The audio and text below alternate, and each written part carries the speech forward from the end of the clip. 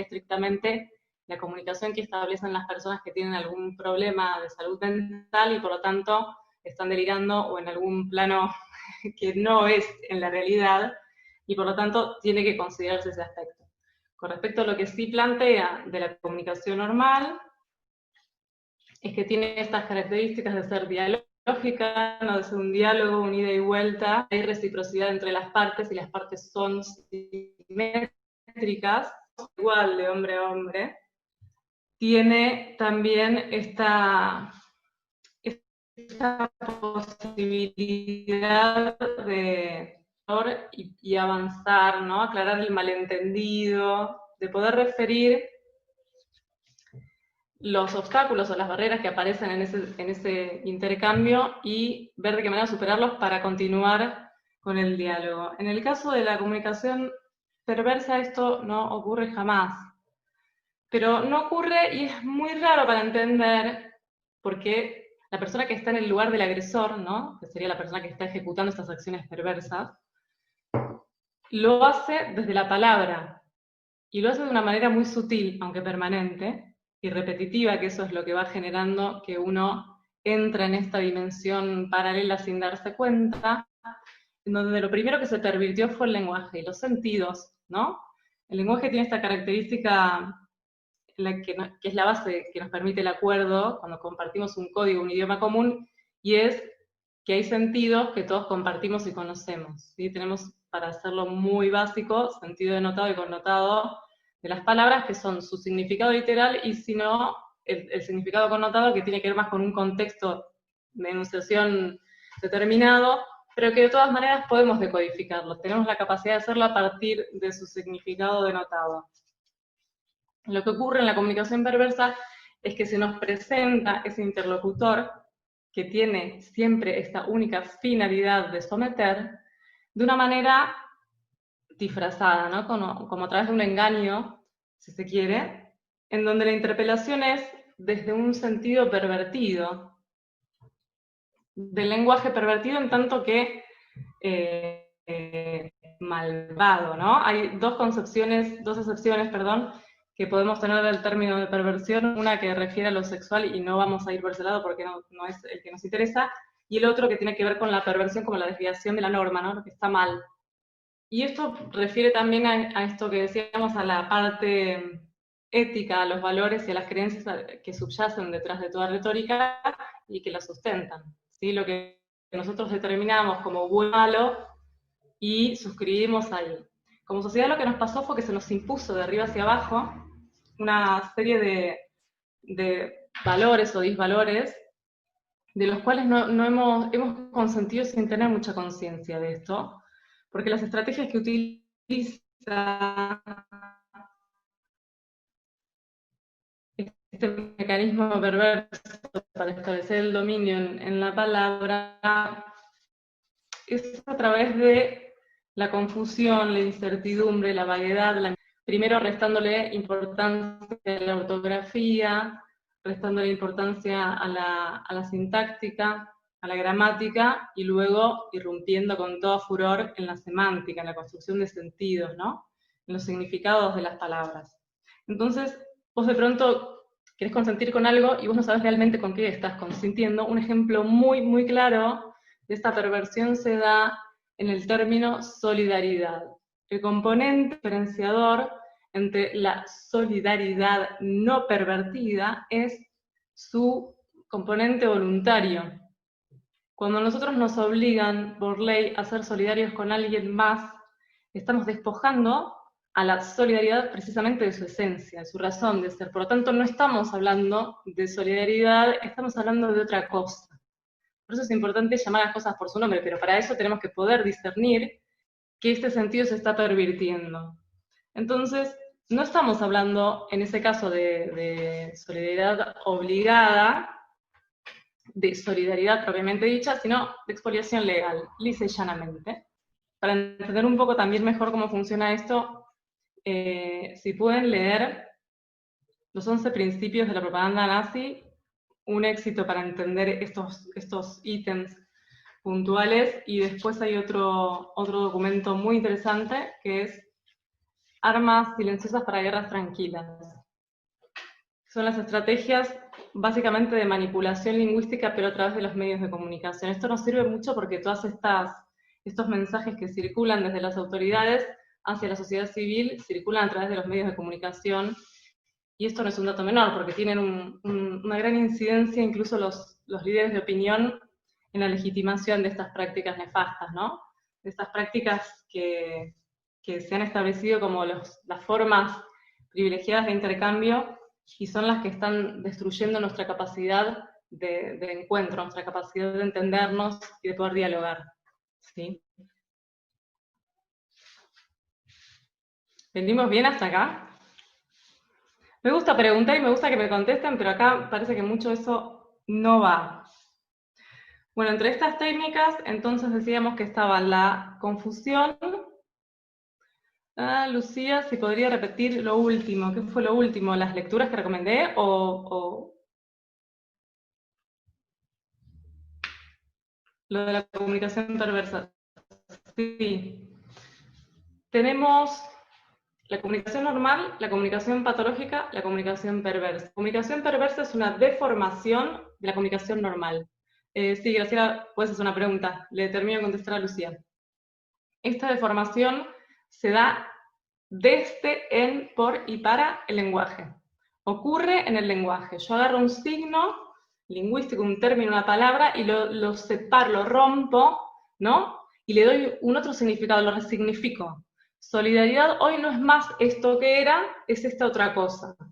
Esto lo hace el emisor, el agresor, al que va a generar la manipulación discursiva, ¿no? El que está pervirtiendo el lenguaje, que casualmente, como es desde el Estado, es la voz, el modelo autorizado, ¿no? Como veíamos antes, y esto se traslada de ahí para abajo en cadena a toda la sociedad. Estaba mencionando también que los medios y los líderes de opinión han colaborado muchísimo a legitimar esto, a sentidos, para distorsionar la realidad. El problema es que uno, como receptor o como el interlocutor que está del otro lado del vínculo, ¿sí?, no es consciente de esto. Y esto nos deja en un lugar de vulnerabilidad muy grande, porque esto que nos pasa hoy como sociedad, que hayamos llegado hasta acá después de casi 40 años de este tipo de comunicación, ¿no? Y dale que te dale, porque esta es la relación que se define entre la sociedad. Esta es esto. Y el Estado comiendo cada vez un poquito más y avanzando un poquito más, y nadie grita y parece que a nadie le duele y estamos todos destruidos viendo cómo hacemos para sobrevivir. Este despojo, este habernos caído en la pirámide de Maslow a la parte más baja, donde apenas nos preocupa ver cómo llegamos a fin de mes, y haber relegado toda nuestra capacidad de proyectar nuestra vida, está directamente relacionada con este efecto, que es la indefensión que nos genera que esto suceda, perversión de pasaje de un lugar a otro, donde yo ya no tengo dónde reclamar, porque en la justicia nadie me escucha, porque ni siquiera me ven, porque no existo como interlocutor, tiene que ver con esta dimensión perversa. Porque en la comunicación perversa no hay simetría, hay asimetría. El único que importa es el que emite el mensaje, y los demás, todos pasivos y sin posibilidad de reacción. Esta situación que vemos mucho en la perplejidad que nos generan de pronto ciertos personajes, ¿no? Bueno, del ámbito político. No quiero mencionar a nadie en particular, pero esta situación de perplejidad, de no entender qué es lo que pasa, de no poder creer, ¿cómo están diciendo esto? ¿Y esto qué significa? ¿Esto es verdad? ¿Es una fake? Porque aparte no tenés como referencia, todo es posible en este país. Entonces vos querés racionalizar algo y decís, no, y te vas a un mundo ideal, ¿no? Al mundo ideal no de Disney, pero que en algún imaginario todavía vive y persiste, en donde las palabras vuelven a tener un sentido no pervertido, y donde las cosas empiezan a pasar de otra manera, que es como quisiéramos en un ambiente de libertad. Y luego tenés la realidad, ¿no? Que te interpela desde todos tus sentidos, en donde ves que esto no ocurre nunca, y que todo es posible. Todo es posible precisamente porque ya todo da igual. porque se pervirtió el lenguaje. Esto hace que lo que se haya pervertido en sí mismo es el hombre. O sea, lo que está pasando hoy y el hecho de referirnos a todas estas crisis que ya nombramos es un efecto directo de la perversión del lenguaje, porque nuestra condición diferenciadora de las otras especies, nuestra humanidad se manifiesta en la palabra. Esto es lo que nos hace de pensar y de decidir y de generar una realidad para la cual necesitamos necesariamente de la palabra. El hecho de que no podamos ser sujetos de nuestra propia vida tiene que ver con esto, como que perdimos nuestro estatus. Lo perdimos en parte por esta agresión permanente, esta situación de menoscabo a la humanidad permanente de arriba hacia abajo desde los lugares de poder, como lo vemos ahora, con esta imposibilidad de salir, con esta imposibilidad de tantas cosas, sin ninguna justificación sólida. Lo vemos también con la liberación de presos, que no se justifica bajo ningún punto de vista. Se empiezan a pasar estas cosas en las que uno queda en este estado de indefensión, porque lo que nos estaría faltando es recuperar este estatus de sujetos. Hasta que esto no suceda, todo lo demás va a tardar un poco más en llegar, porque todavía no estamos ahí, ¿sí? Al haber perdido esta capacidad de diálogo, esta capacidad de encuentro, de comunicarnos de una manera más sana, hace que se haya perdido parte de nuestra humanidad. Y si no nos volvemos humanos, no vamos a poder revertir el estado de cosas vigente. Porque hoy estamos padeciendo todo esto desde un lugar de objetos. Hemos sido cosificados en esta relación perversa por un estado perverso cuya comunicación nos ha dejado en esta situación de desamparo aprendido, generaciones, ¿no? Llevamos casi 40 años de esto, por lo tanto que además venimos remando y remando y parece que nunca nada cambiará. Esto es terrible, ¿no? La sensación de desamparo que nos genera. Esto es un poco también lo que nos imposibilita a nosotros los libertarios armar como una gran causa común, empezar a legitimar nuestra manera de salir adelante frente a todo esto que nos pasa por un solo camino. Nos cuesta porque nosotros también estamos ahí. Nosotros no estamos afuera de la sociedad. Tenemos esta capacidad por ahí de discernir y de situarnos desde otro lugar discursivo y pensante, pero nada más. Ahora nos falta como ese otro paso. Voy a abrir el chat porque no sé si me están preguntando cosas. Juli, ¿me querés decir? ¿Vos ya leíste? ¿O cómo hacemos? Estuve leyendo algunas preguntas, básicamente van de deterioro y principal a lo que vos apuntaste de forma constante, como estos medios de manipulación masiva están constantemente avalando este tipo de régimen, cuando el año pasado TN estaba en contra del gobierno y ahora parece que está ocupando las medias, hablemos un poco coloquialmente. Yo te quería hacer una pregunta personal en torno a lo que es el campo. ¿Cuándo crees que empezó el declive sanitario en lo que es Argentina? ¿Cuándo sean estos primeros indicios de la falta total de profesionalidad, de eficiencia?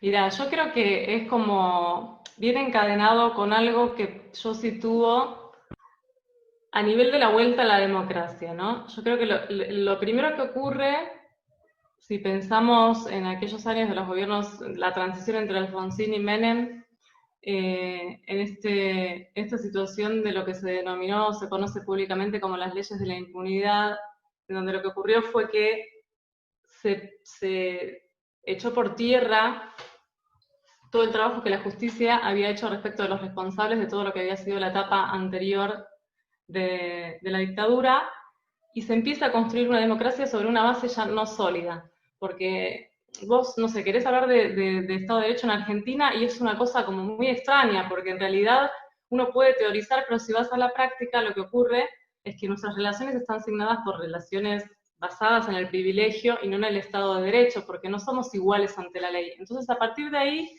todo empieza a declinar.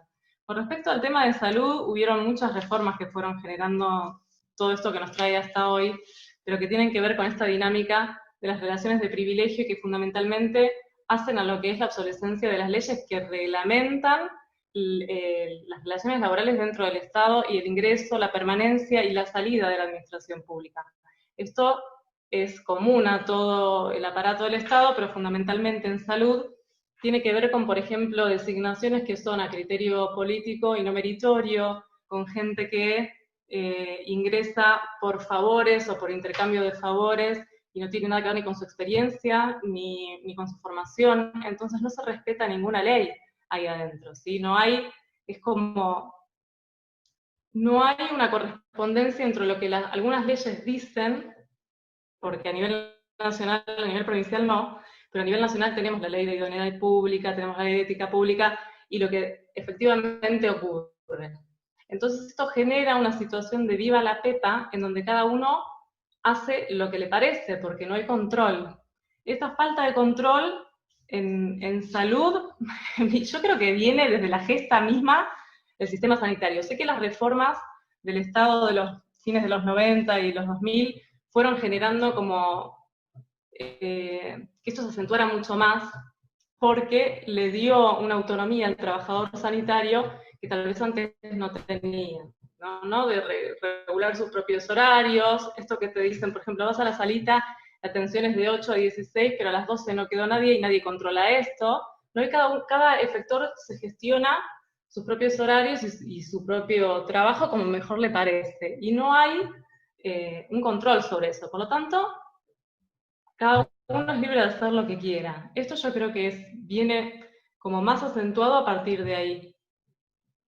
Por supuesto que ahora, si hacemos como el camino hasta el día de hoy, es cada vez peor, porque vos sabés que cada vez ingresa más gente a la administración pública, o sea que el control es cada vez menor, ¿sí? Hoy, los últimos estudios que se hicieron, creo que son de 2017 o 2018, no recuerdo bien, nos da 3.9 millones de empleados en la administración pública, con lo cual anda a tener un control sobre eso.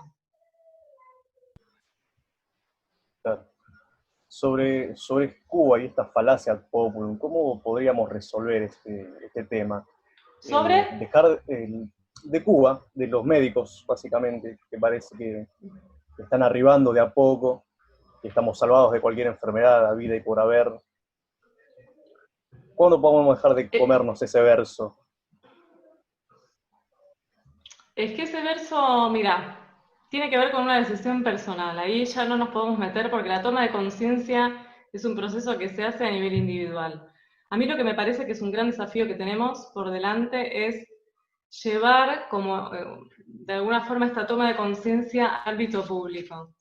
Y te lo digo como alguien que viene de ahí. Yo vengo de ese espacio, agradezco profundamente a Luciano y a todos ustedes que me han validado como interlocutora acá adentro también, porque no es fácil. Uno tiene que lidiar con toda esta carga que trae ser trabajador del Estado, en donde vos no sos libre de decidir absolutamente nada porque tenés que responder a un amo. Ese amo es el jefe político de turno, ¿no? Esto ya hace que las relaciones laborales dentro del Estado sean relaciones de vasallaje, ¿no? Propias de la era medieval y no de los tiempos que corren. Y esto tiene una connotación directa en el desarrollo de las tareas y en el desempeño de las funciones que cada actor tiene dentro del sistema público. Esto en salud se traslada inmediatamente a los modelos de atención y a las cosas que el trabajador está y no está dispuesto a aceptar.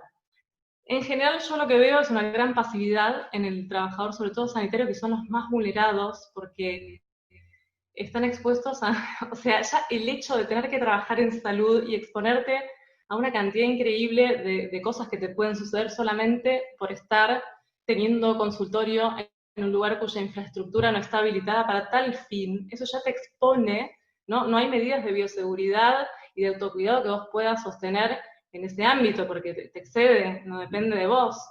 Entonces, ya que vos te expongas a todo eso, te va bajando las defensas a un nivel que ya después da igual, ¿no? Si viene el cubano que venga, y si yo no puedo quedar en mi casa, pues mejor. Realmente la mentalidad de muchos de los personajes que tenemos dentro de nuestro sector, y digo personajes porque no son solamente los que están en la asistencia, los médicos y los enfermeros, sino los agentes del Estado, terminan aceptando un montón de cuestiones que hacen al abuso de poder permanente a la que están uno sometido, estando ahí adentro, y no tenés capacidad para defenderte, porque has entendido que lo único que toca es aguantar, hasta donde se pueda, ¿no? Porque todo tiene un límite. No hay, o sea, la única forma de revertir esto es logrando que los agentes hagan una toma de conciencia de que hay salida y de que hay un mundo posible fuera del Estado, ¿no? Que se puede vivir de otra manera y que las cosas se pueden reclamar de otra manera. Para eso tiene el trabajador estatal que recuperar su estatus de sujeto, ¿sí? Y salir de esta cuestión, de esta relación con el turno. Porque mientras vos te percibas a vos mismo en ese lugar, ¿no? Lo primero que tenemos que liberar es la mente. Si vos te percibís en ese lugar, y bueno, eso toca. Entonces no tenés capacidad de defensa, no te puedes organizar tampoco, porque aparte de los sindicatos ya tienen esta cuestión de esta composición mafiosa que tampoco te da mucho margen de error, porque la contrapartida de esto es que vengan las represalias, ¿no? Un montón de cosas que pasan y que tienen que ver con una situación de no escapatoria que es tu laburo. O sea, para mucha gente, fuera de todo esto que se cree que el trabajador de Estado es el ñoqui y nadie va a laburar, no, hay gente que realmente trabaja en el sector salud y sobre todo lo que tiene que ver con la asistencia, hay gente que realmente está trabajando, está cumpliendo una función de servicio, y esto está totalmente desvirtuado. Entonces, hasta que no haya una toma de conciencia ahí, no puedes pedir otra cosa. No sé si te respondí, Juli. Sí, me respondiste, Constanza. Los próximos 10 minutos vamos a hacer un coloquio general, así damos por terminado esta parte general. Desde ya, Constanza, muchísimas gracias por estar, todos por estar presentes, y de nuevo, los que quieran participar de estos próximos 10 minutitos de forma libre, con Constanza y entre Gracias nosotros, a ustedes. Bienvenidos sean. Bueno, muchísimas gracias y buena velada para todos.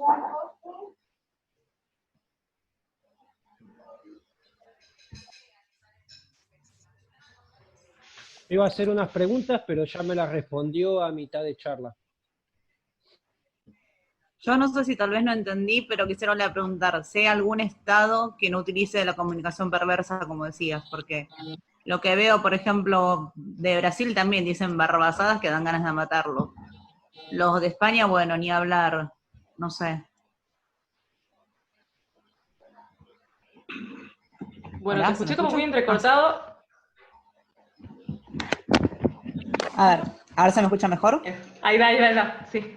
Bien, decía de que si hay algún estado que no utiliza la comunicación perversa, porque por ejemplo en Brasil dicen barrabasadas que también dan ganas de matarlos a veces, en España ni hablar, bueno, ni hablar de otros casos de Latinoamérica también, creo. Las barrabasadas y las ideas también son propias del ser humano, no podés pedirle a un gobierno o a un Estado. El Estado también es como una cosa abstracta. El Estado está integrado por funcionarios que son seres individuales, identificables y por lo tanto responsables por sus acciones, y esto no siempre lo tenemos claro. Una de las maneras que tiene el Estado de establecer esta relación perversa con nosotros es haciéndonos perder o confundiéndonos con respecto a esto, y a quién es este interlocutor que tenemos y cuál es su fin y para qué está, que es para servir a las situaciones en donde la ciudadanía así lo requiera, y no para que nosotros estemos al servicio de... Esa pérdida de conciencia es responsabilidad nuestra. Acá hay como una corresponsabilidad por parte de los gobiernos y de los estados y también por parte de los ciudadanos. Lo que ocurre en otras sociedades es que hay individuos más libres, con una mayor conciencia de sí mismos y por lo tanto de qué son las demandas que pueden tolerar y las que no. Nosotros venimos de una historia de servilismo como muy arraigada en las venas y nos cuesta salir de esa lógica, que además ha sido está a todo nivel. Si vos te pones a pensar en cómo funciona el sistema educativo y cuáles son las bases desde las cuales se forma a los formadores, ¿no? y a los docentes y demás, esta lógica está basada en los textos de Freire, ¿no? Que básicamente lo que te dicen es una especie como de oda al oprimido, ¿no? Entonces nosotros nos identificamos también, y porque no tenemos como mucha capacidad de acción, porque estamos como sometidos a esta imposibilidad que abarca tantas partes de nuestra vida que no debiera abarcar, que no tenemos por dónde ir. O sea, las relaciones entre un inquilino y la persona que alquila un departamento, una casa o un local, debieran ser relaciones que pudieran establecerse al margen del Estado, y sin embargo el Estado interfiere ahí. Y así tenés un montón de ejemplos en los cuales nuestras relaciones intersubjetivas son mediatizadas y son cooptadas por parte del Estado. Nosotros hemos aceptado esto y lo seguimos aceptando a medida que vamos viviendo nuestra vida democrática en estas condiciones sin chistar. Entonces, esa parte de responsabilidad es nuestra y no se puede atribuir a ningún gobierno. Y lo que ocurre en otras sociedades es como hay una conciencia distinta y como hay también una autovaloración y una especie como de situaciones de comunicación externas al Estado que todavía son humanas, en donde todavía algunas partes de nuestra humanidad existen y acá ya no, porque acá está todo roto, nos pasa esto. Sí, nos pasa esto. Porque en otros lugares también, como bien decís, de pronto algún funcionario puede, o de la prensa es más libre y entonces no se permiten ciertas cosas, donde hay límites, porque el lenguaje no fue pervertido de esta manera. Entonces la referencia siempre es al sentido que todos compartimos y no al que te quiere imponer el gobernante de turno. Esto es una capacidad que nosotros no tenemos, al menos por ahora. Si lo que se empieza a ver hace un tiempo y se empieza a agitar es esta toma de conciencia en determinados sectores, por ejemplo acá adentro, donde tenemos otro nivel de discernimiento y podemos ver, bueno, qué tomamos y qué no, y qué sentido le damos a esto que nos dicen. Pero esto no es general en nuestra sociedad, esto es una parte, una pequeña parte. Y tiene que ver con esto del crecimiento del Estado, y no nos olvidemos que el Estado, como primer violentador de toda relación, en especial y en primer lugar con sus empleados, tiene una relación directa con 21 millones de personas. A la mitad del país depende o está vinculada económicamente en alguna medida al Estado. Eso ya te genera como una baja, ya arrancaste abajo antes de empezar. Esto ya te predispone desde otro lugar, más todos los factores que no vamos a analizar ahora, que también van como ayudando a que eso se legitime. Pero hay una parte que es nuestra y esa es la única que podemos cambiar. No aceptar. Preguntaron, Constanza, en tiempos normales, sobre la ley SAMO. ¿En tiempo? En tiempos normales. En tiempos normales sobre la ley SAMO. ¿Cuál es la ley SAM?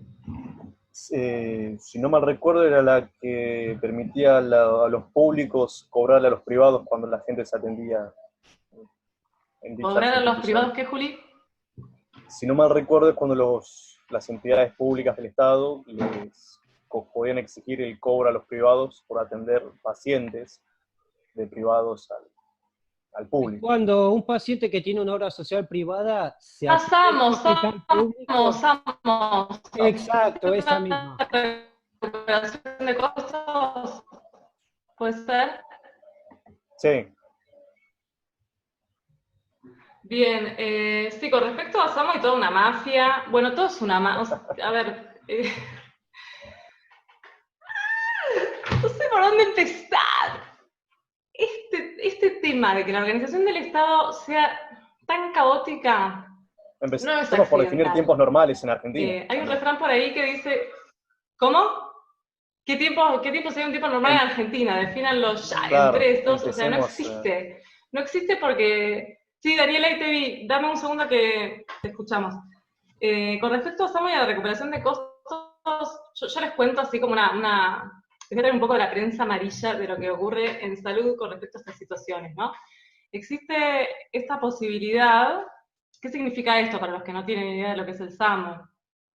Cuando una persona que tiene obra social o que tiene una prepaga se atiende en un efector público, lo que se hace es, se capita, o sea, esa atención que la persona realiza no es gratis para esa persona, porque esa persona tiene su obra social, ¿sí? O sea, vos como contribuyente estás pagando para que los que no tienen obra social y demás puedan atenderse gratis, mientras vos, como tenés tu prepaga, tenés que pagar esto y aquello. Entonces lo que ocurre es que en general esa acción registrada pasa a una base de datos Y luego también se perciben otras atenciones a las que vos no fuiste, porque quedaste en esa base de datos de recuperación de costos. Eso también pasa.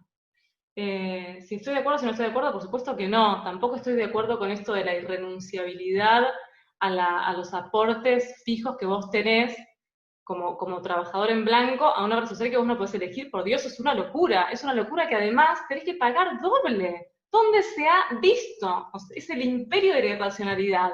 Y nosotros tenemos comunión con esa irracionalidad, ¿por qué no la discutimos? Porque estamos discutiendo siempre pelotudeces sin ir a las cuestiones de fondo. Este es otro gran problema, y esto también es efecto de la comunicación perversa, en donde nos quedamos siempre en la forma. Ay, mirá cómo miró este a tal, y mirá lo que dijo, ¿y por qué no vamos al fondo?